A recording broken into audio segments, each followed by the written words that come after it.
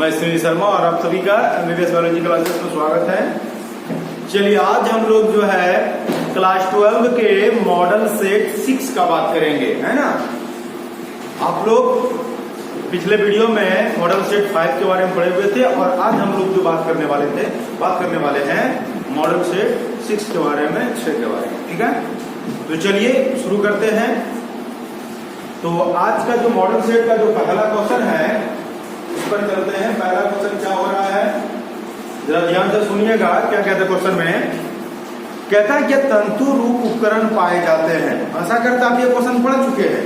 अगर आप model set 1 से लेकर 5 तक पढ़े हुए थे, क्वेश्चन को आप रिपीट कर चुके होंगे और इसका आंसर भी आपको याद हो चुका होगा कि बोले कि तंतु रूप उपकरण, इसी को फ्लिफॉर्म एपार्टस कहते हैं ना। तो तंतु रूप उपकरण जो पाए जाते हैं वो कहाँ पर पाए जाते हैं, तो बोले थे तंतु रूप उपकरण जो पाए जाते हैं वो मिलते हैं सहायक कोशिका के ऊपर पर। उसी को अंग्रेजी में कहते हैं साइनर्जिक सेल, है ना। तो क्वेश्चन नंबर 1 का आंसर हो जाएगा सहायक कोशिका। तो इसका ऑप्शन नंबर 1 हो जाएगा सहायक कोशिका। इसी को अंग्रेजी में साइनर्जिक सेल कहते हैं। चलिए क्वेश्चन नंबर 2 ध्यान दीजिएगा जरा। बहुत सारे क्वेश्चन होगा जिनको आप जान चुके हैं, बस केवल उनको रिपीट कर रहा हूं। क्योंकि आप लोगों को शुरू से बोलते आए हैं कि जो क्वेश्चन ज्यादा इंपॉर्टेंट हम उनको 2 बार 3 बार रिपीट किए हैं ताकि वो आपके बार बार मॉडल सेट में आते रहे। देखिए मेरा एक ही उद्देश्य है कि आपकी तैयारी अच्छी हो जाए, दूसरा कुछ नहीं। मेरा एक ही उद्देश्य है, तैयारी अच्छी हो जाए, आपका मार्क्स अच्छा हो। हम आप लोगों को हम बता दें कि हमारे संस्थान से जो है 97 हाईएस्ट मार्क्स गया हुआ है बायोलॉजी में। हम चाहते हैं कि ऑब्जेक्टिव में ये, तो ऑब्जेक्टिव में आप लोग फुल में फुल ला सकते हैं अगर मेहनत करेंगे तो इसीलिए इसी विश्वास पे हम आप लोगों को बोल रहे हैं, आप मेहनत कीजिए, आपका फुल में फुल मार्क्स रहेगा। आप केवल मेहनत कीजिए, बात समझ रहे हैं। चलिए क्वेश्चन नंबर 2 में क्या कह रहे हैं जरा ध्यान दीजिएगा। कहते हैं जीन जो किसी गुण के विपरीत जोड़े के लिए कोड करते हैं। एक बार फिर से कहता है कि जीन जो किसी गुण के विपरीत जोड़ों के लिए कोड करते हैं डाइस कहलाते हैं। क्या कहलाते हैं, तो आपको बताए थे एलील, है ना। बोले थे आपको एलील, उसी को हम बोले थे आपको एलील के बारे में। तो एलील के बारे में क्या बोले थे, यही ना कि जीन जो किसी गुण के विपरीत जोड़े को कोड करते हैं ना। कोड करते हैं मतलब विपरीत जोड़े के गुण को निर्धारित करते हैं, उसी को क्या कहते हैं, एलील कहा जाता है। क्या कहता है, एलील। तो 2 नंबर का ऑप्शन नंबर बी हो जाएगा। ये भी क्वेश्चन आपको पढ़ा चुके हैं। तो 2 नंबर का ऑप्शन नंबर बी हो जाएगा और वो क्या हो जाएगा, एलील हो जाएगा। अलील भी होता है, एलील भी होता है, ठीक है। इसको कोई अलील ऐसे अलील। तीसरा क्वेश्चन नंबर तीसरा में क्या कहते हैं, यदि क्वेश्चन नंबर तीसरा में क्या कह रहे हैं, यदि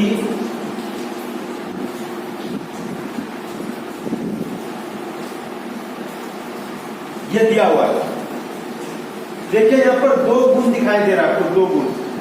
जैसे कि डायब्रिड क्रॉस में जैसे आपको हम पढ़ा चुके हैं, या तो फिर अगर आप जिस बैच में नहीं हो पाया है उनके बारे में बात कर रहे हैं, तो वहां पर जब डायब्रिड क्रॉस में 2 गुण लिया जाता है, 2 विपरीत गुण वाले। तो जैसे एक पौधा टॉल लिए और उसका पुष्प का रंग रेड लिए,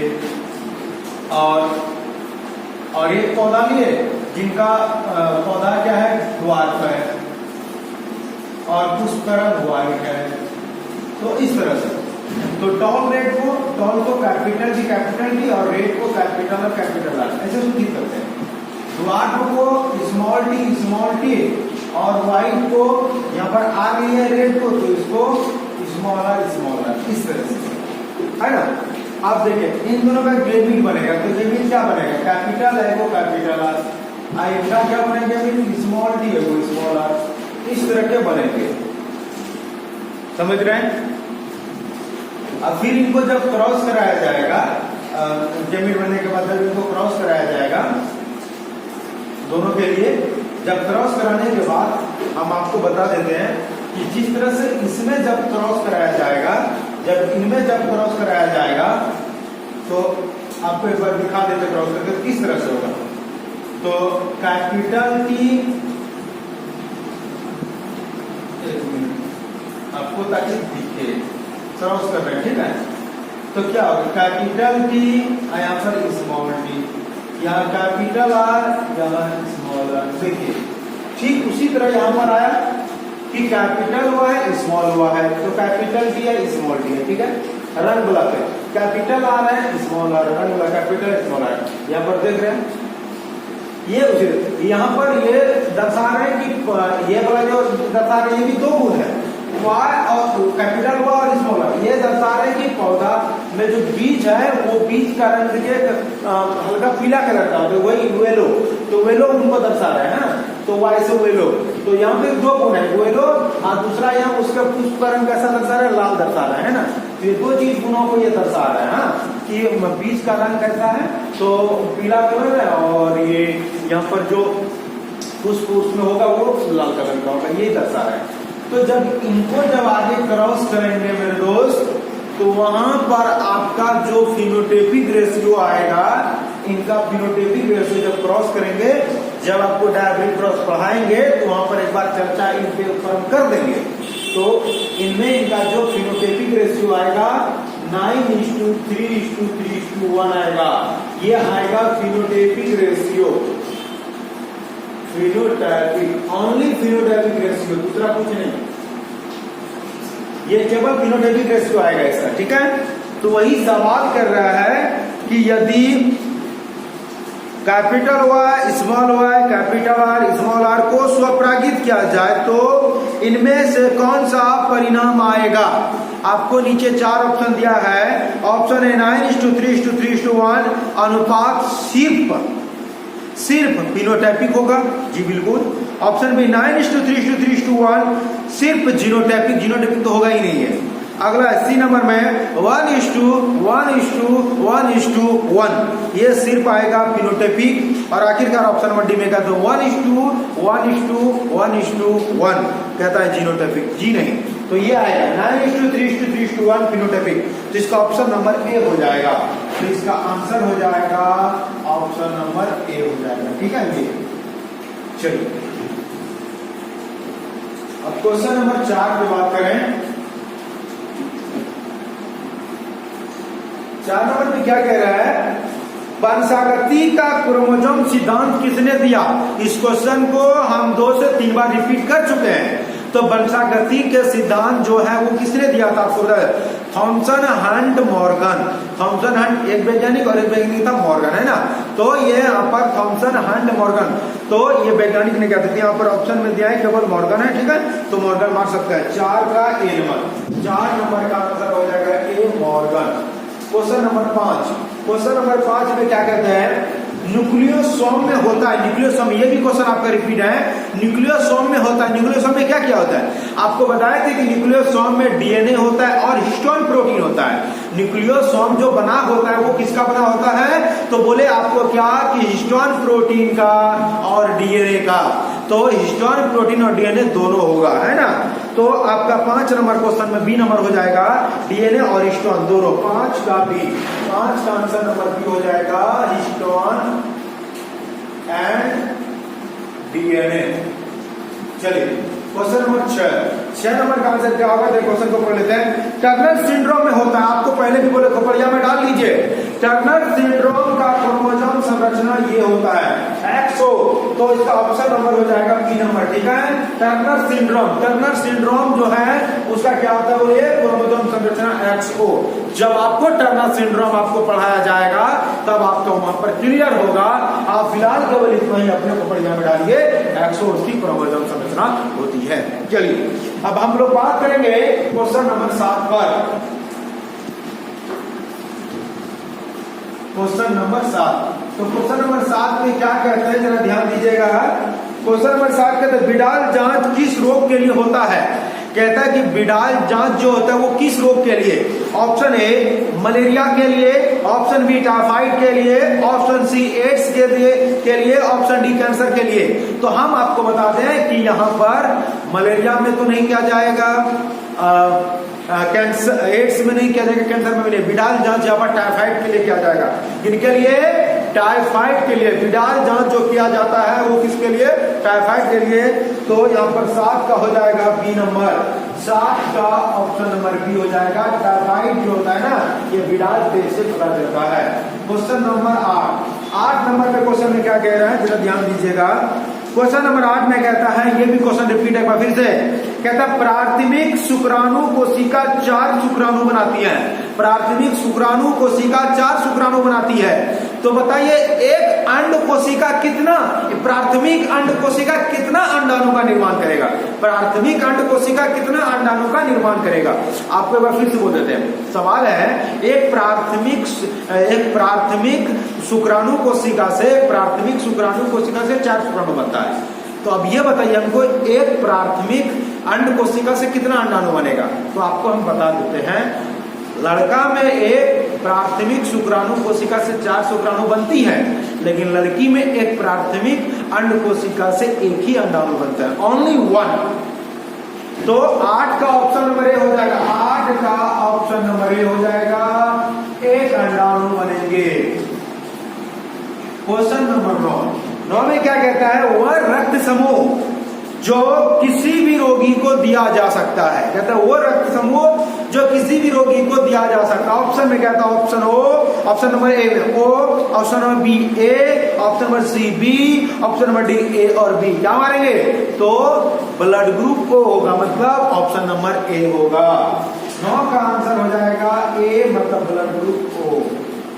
क्वेश्चन नंबर 10 में क्या कहते हैं? इनमें कौन सा अनिषेक फलन है?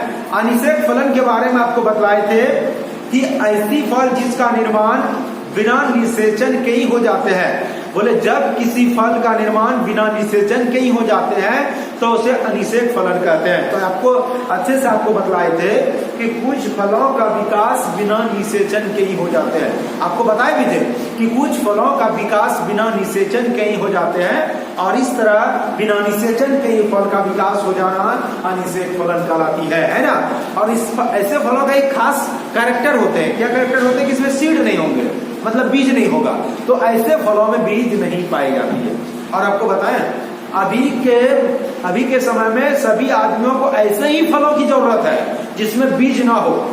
सबको उसको बीज नहीं चाहिए, उसको डायरेक्ट फल चाहिए, बीज नहीं चाहिए। अभी ज्यादा मांग है, बात समझ रहे हैं? तो इसके लिए बहुत सारे अभी जो है एंजाइम का भी उपयोग किया जाता है, हार्मोन का उपयोग किया जाता है। सॉरी, एंजाइम नहीं, हार्मोन का उपयोग किया जाता है, जिससे क्या होता है कि बीज नहीं बनते हैं। वो आगे हम आप लोगों से बात करेंगे ऐसे, तो उसमें क्लियर करेंगे। ठीक है,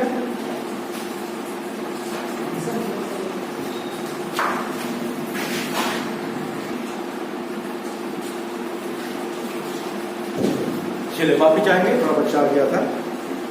चलिए अगला नंबर, हाँ वही बोले तो अनिषेक फलन। तो ऑप्शन में कहता है, ऑप्शन नंबर ए में सेब, ऑप्शन बी आम, ऑप्शन सी केला, ऑप्शन डी लीची। तो इसमें कौन सा हो जाएगा? केला। क्या हो जाएगा? केला। ये बिना निषेचन के ही फल का निर्माण होता है, और ऐसे फलों में बोले बीज नहीं होता है। तो चलिए सी नंबर, 10 का ऑप्शन नंबर हो जाएगा सी। क्या हो जाएगा? केला। चलिए आगे बढ़ते हैं। अब जो हम बात करेंगे आप लोगों से क्वेश्चन नंबर 11 का बात करें। क्वेश्चन नंबर 11 में क्या कहते हैं? ध्यान दीजिए। पुष्पों में कीट परागण की क्रिया कहलाती है। कहता पुष्पों में जब कीट के द्वारा परागण होता है तो उसे क्या कहते हैं? एंटेमोफिली। क्या कहते हैं उसे? एंटेमोफिली। इस तरह के बहुत सारे ऐसे टॉपिक्स होंगे जिन पर हम बात करेंगे, और वैसे उनको हम पूरा डिस्कस करके आपके सामने में पेश कर दिया है ना। तो हम आपको बता दें यहाँ पर कि आपको पूछा जाएगा कि कीट के द्वारा परागण, तो पुष्पों में कीट के द्वारा परागण क्या कहलाता है? एंटेमोफिली। क्या कहलाता है? एंटेमोफिली। ठीक है, चलिए तो 11 नंबर का ऑप्शन नंबर ए हो जाएगा। 11 का ऑप्शन नंबर ए हो जाएगा एंटेमोफिली। चलिए क्वेश्चन नंबर 12 में क्या कहते हैं? पुष्पों का नर जनन अंग। तो पुष्प का नर जनन का नाम क्या है? पुंगंग। उसी का इकाई भाग पुंकेसर। तो इसमें ऑप्शन देते हैं, ऑप्शन ए बायदल, ऑप्शन बी दलपुंज, ऑप्शन सी पुंकेसर, ऑप्शन डी स्त्रीकेसर। तो क्या होगा? पुंकेसर। तो 12 का सी नंबर, 12 का ऑप्शन नंबर सी हो जाएगा पुंकेसर। चलिए क्वेश्चन नंबर 13 नंबर पे क्या कहते हैं? क्वेश्चन में जब एक ही पुष्प के पराग कोश से, जरा ध्यान दीजिएगा, जब एक ही पुष्प के परागकोश से निकलकर परागकण उसी पुष्प के वर्तिकाग्र पर गिरती है तो ये क्रिया क्या कहलाती है? इसी को स्वपरागन कहते हैं, इसी को ऑटोगेमी कहते हैं। वह फिर से बोल देते हैं आपको, कहता है कि यदि किसी कहते जब एक ही पुष्प के परागकोश से निकला हुआ परागकण, आपको थोड़ा चित्र के माध्यम से समझाने का प्रयास कर रहे हैं, जरा ध्यान दीजिएगा। ये देखिए पुष्प है,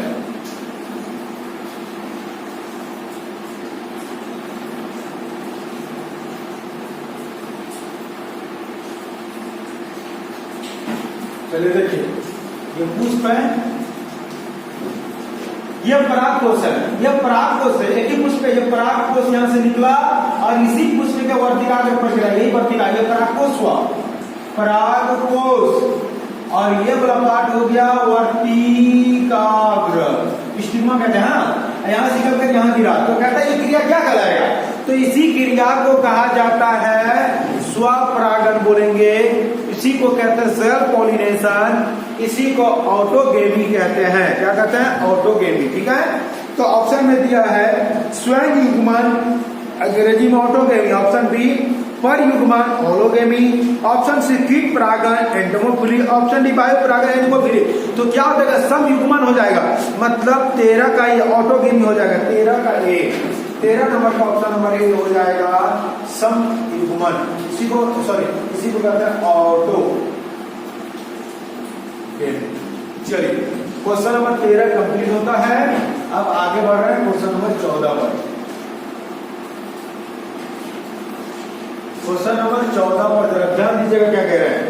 कहता है यदि किसी डीएनए में 15% एडेनिन है, एक बार ध्यान दीजिएगा, कहता है यदि किसी डीएनए में 15% जो है एडेनिन है तो इसका गुआनिन निकालिए। ध्यान दीजिएगा 14 नंबर में क्वेश्चन में दिया है एडेनिन मतलब ए बराबर दिया है 15%। तो कहता है गुआनिन निकालने के लिए, गुआनिन मतलब जी वाई, नीचे लिखेंगे, इसलिए आपको बताया भी इनके बारे में। तो जो रहेगा उनको प्लस करना है, ए प्लस जी बराबर 50। ये खोपड़िया में डाल लीजिए, ए का मान कितना 15, जी का निकालना है, तो इधर प्लस 2 माइनस हो जाएगा, खाली जी फ्री मतलब जी फ्री हो गया 50 माइनस 15, तो जी बराबर कितना बचेगा 35, 10 में 5 का 5, इधर कितना बच गया 4 में गया 3, 35% हो जाएगा आंसर। तो लिखा, तो 14 नंबर का जो ऑप्शन हो जाएगा, क्या ऑप्शन हो जाएगा? 14 नंबर का ऑप्शन हो जाएगा सी नंबर, मतलब 35%। चलिए अब हम बात करेंगे क्वेश्चन नंबर 15 का। क्वेश्चन नंबर 15 में क्या करें जरा ध्यान दीजिएगा। कहते हैं वैसा अंग जिनमें समान उद्धव, उद्धव का मतलब होता है उत्पत्ति होना, ओरिजिन होना। कहता है वैसा अंग जिनमें समान उद्धव हो किंतु एक दूसरे के कार्यों में भिन्न हो, ऐसा अंग को क्या कहते हैं? ऐसे अंग को समझात अंग कहते हैं। एक बार फिर से बता देता है, आपको पूछा तो होमोलोगस और क्या समझात अंग क्या बोले? बोले ऐसे अंग जो उत्पत्ति के आधार पर समान हो, बोले ऐसे अंग जो उत्पत्ति के आधार पर समान मतलब ओरिजिन के आधार पर, उद्धव के आधार पर समान हो किंतु कार्य के आधार पर भिन्न हो। उदाहरण के तौर पर मानव का अग्रपात, ये तो हम लोगों का हाथ दिख रहा है, ये और पक्षी का अग्रपात, दोनों का उत्पत्ति सेम टू सेम होता है, जिस तरह से हम लोगों का उसी तरह उन लोगों का। लेकिन जब निर्माण के टाइम में दोनों का उत्पत्ति सेम होता है, लेकिन जब यही धीरे धीरे ग्रोथ होते जाएगा, जब काम करने का टाइम आएगा तो ये बेचारा हाथ किसी भी चीजों को पकड़ने का काम करेगा और उनका अग्रपात उड़ने का काम करेगा। ठीक है, चलिए तो वही कहते हैं कि जो उद्धव के आधार पर समान किंतु कार्य के आधार पर भिन्न हो, ऐसे अंग को क्या कहते हैं? तो ऐसे अंगों को समझात अंग कहते हैं, होमोलोगस अंग कहते हैं। तो क्वेश्चन नंबर 15 का ऑप्शन नंबर बी हो जाएगा, ऑप्शन नंबर बी हो जाएगा समझात अंग, समझात, इसी को होमोलोगस अंग कहते हैं। क्वेश्चन नंबर 16 में क्या कह रहे हैं? मानव मादा में निषेचन की प्रक्रिया कहां पर होती है? कहता है क्या मानव में जो निषेचन होता है वो कहां होता है? तो आपको हम बता दें, ये सब चीज हम बहुत डिस्कस करके आप लोगों को बताए थे। एक बार फिर से रिपीट कर देते हैं ताकि आपको समझने के लिए फिर देखिए। तो इधर से शुक्राणु जाएगा यहाँ पर, आपको बताए थे ये हो गया इंथेमस और ये एम्पुला। तो शुक्राणु और अंडाणु का जो संवयन होता है यहीं पर होता है, कहाँ पर, ये इंथेमस और एम्पुला के बीच में, है ना। लेकिन इंथेमस और एम्पुला कहाँ पर है, तो यही तो फैलोपियन ट्यूब है। पूरे का पूरा का नाम क्या, फैलोपियन ट्यूब, फैलोपियन ट्यूब, है ना। इसी को कहते हैं अंडवाहिनी। तो यहीं पर होता है, अंडवाहिनी में ही निषेचन की क्रिया होती है। चलिए तो 16 नंबर, तो 16 का हो जाएगा सी नंबर, 16 का आंसर हो जाएगा सी नंबर, ये फैलोपियन ट्यूब, इसी को अंडवाहिनी कहते हैं। चलिए क्वेश्चन नंबर 17, 17 में क्या कहते हैं, द्विसंकर क्रॉस में, द्विसंकर क्रॉस में 9:3:3:1 अनुपात के कारण क्या है।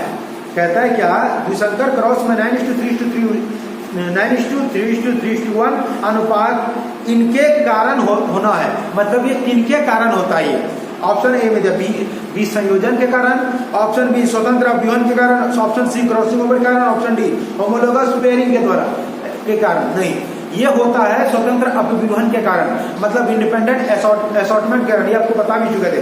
17 का बी नंबर, 17 का ऑप्शन नंबर हो जाएगा बी, स्वतंत्र अपविभजन, इसके कारण। चलिए अब बात करेंगे क्वेश्चन नंबर 19, 18।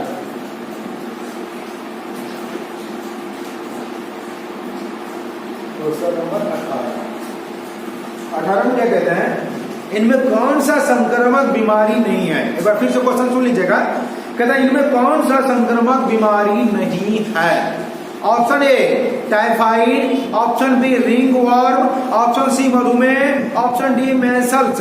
तो आपको बता दें कि टाइफाइड भी फैलता है संपर्क में रहने से, दांत का खुजली, रिंग वर्म ये भी फैलता है, मधुमेह जी बिल्कुल है, डायबिटीज किसी को नहीं फैलती है।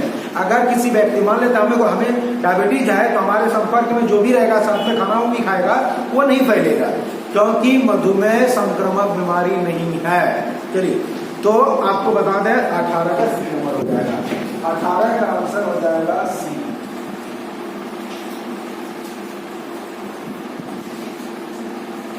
मधुमेह, उसको आदमी डायबिटीज के नाम से जानते हैं। 19 नर हार्मोन की उत्पत्ति होती है। कहता है हम लोगों में टेस्टोस्टेरोन जो हार्मोन स्रावित होती है वो कहां से होती है, तो वृषण से। तो ऑप्शन ए अंडाशय, ऑप्शन बी वृषण, option C liver, option D अपाशय, किसे, तो वृषण से। 19 का बी नंबर, 19 का आंसर क्या होगा, बी वृषण। क्वेश्चन नंबर 20 में क्या कह रहे हैं, वह प्रक्रिया जिसमें 2 या अधिक लक्षणों को नियंत्रित करता है उसे कहते हैं, उसे पीलियोट्रोपिज्म कहते हैं। क्या कहते हैं, पीलियोट्रोपिज्म। क्या कहते हैं उसे, पीलियोट्रोपिज्म। तो 20 नंबर का ए हो जाएगा, 20 का आंसर हो जाएगा पीलियोट्रोपिज्म। क्वेश्चन नंबर 21 में क्या करेंगे, ध्यान दीजिएगा। जीवित कोशिका में कोशिका के बाहर से प्राकृतिक या संश्लेषित डीएनए के अणु का निर्माण किया जाता है। कहता है जीवित कोशिका में कोशिका के बाहर से प्राकृतिक या संश्लेषित डीएनए के अणु का निर्माण किया जाता है, उसे कहते हैं, क्या कहते हैं उसे रिकम्बिनेंट डीएनए कहते हैं, उसे रिकम्बिनेंट डीएनए कहते हैं। और इस क्रिया को रिकम्बिनेंट डीएनए टेक्नोलॉजी कहते हैं, इसी क्रिया को जेनेटिक इंजीनियरिंग कहते हैं ना। तो वही कह रहा है आपको कि जीवित कोशिका में कोशिका के बाहर से प्राकृतिक या संश्लेषित डीएनए अणु का निर्माण किया जाता है, उसे क्या कहते हैं, तो उसे रिकम्बिनेंट डीएनए कहते हैं। तो 21 नंबर का बी नंबर हो जाएगा, 21 का आंसर हो जाएगा बी नंबर हो जाएगा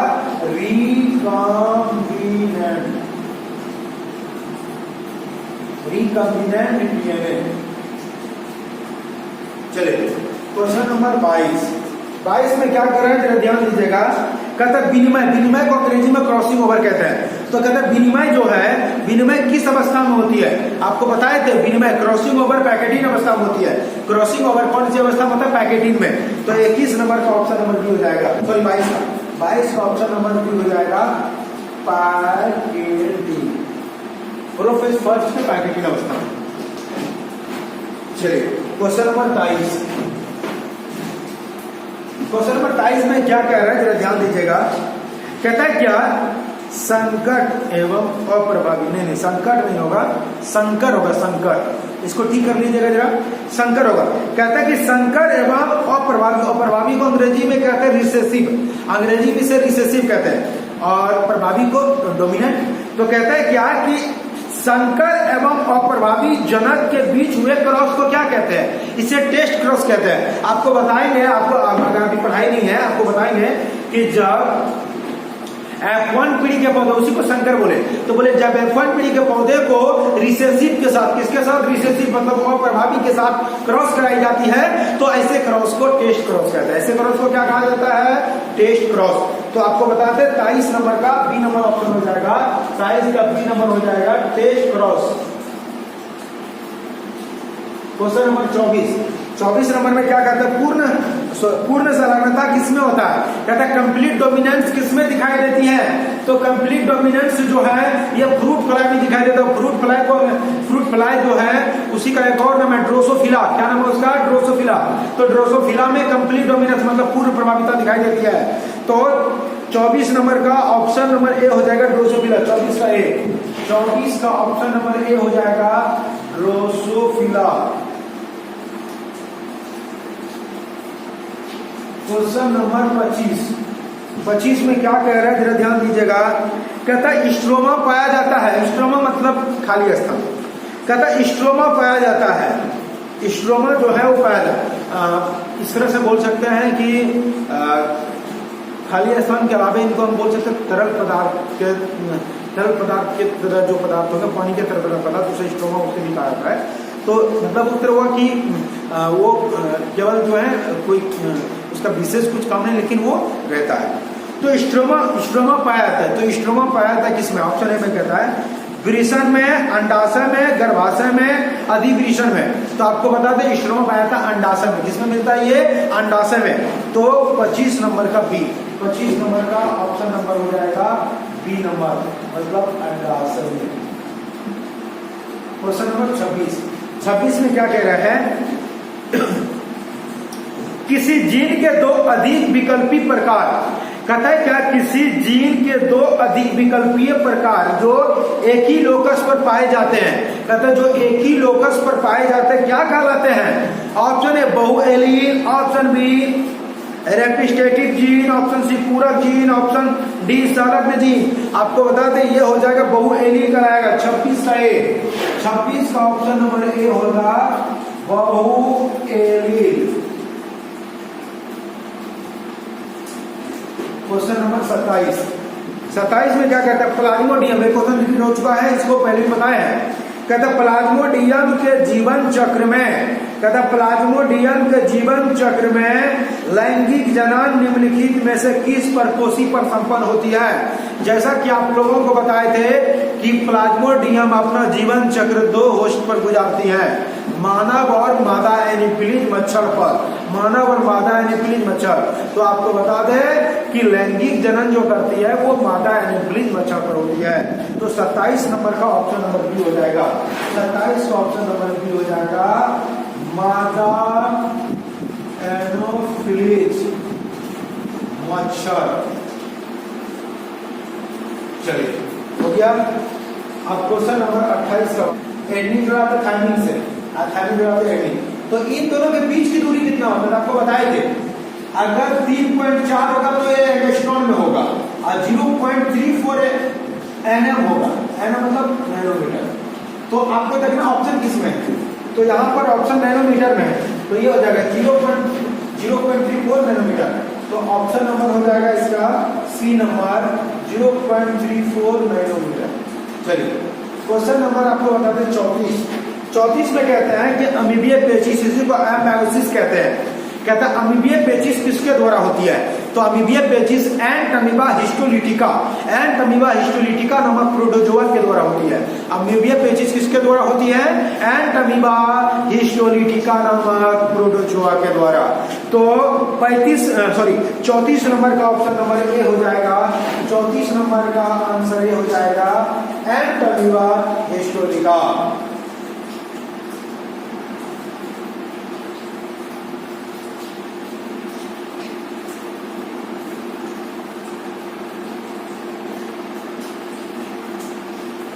चलिए क्वेश्चन नंबर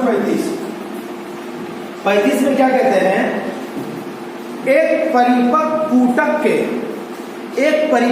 ऊतक के अंडाणु के मोचित होने की क्रिया। कहता है क्या, एक फॉलिक्यूल से जब एक अंडाणु बाहर निकलता है, एक फॉलिक्यूल से जब अंडाणु मोचित होता है मतलब बाहर निकलता है, तो ये क्रिया क्या कहलाती है? ऑप्शन ए अंडजनन, ऑप्शन बी अंडोत्सर्ग, ऑप्शन सी निषेचन, ऑप्शन डी युग्मक जनन। तो इसके चूंकि पूटक से बाहर निकल रहा है तो इस क्रिया को कहा जाएगा अंडोत्सर्ग। इस क्रिया को कहते हैं अंडोत्सर्ग, ओव्यूलेशन हो जाएगा। 35 का बी नंबर है, 35 का ऑप्शन नंबर बी हो जाएगा अंडोत्सर्ग, अंग्रेजी से ओव्यूलेशन कहते हैं। क्वेश्चन नंबर 36 में कहते हैं, यदि पुष्पीय पादप की जड़ों में 24 गुणसूत्र पाए जाते हैं तो इसके युग्मक में ज्ञात करें। इसको 2 से 3 बार बना दीजिए।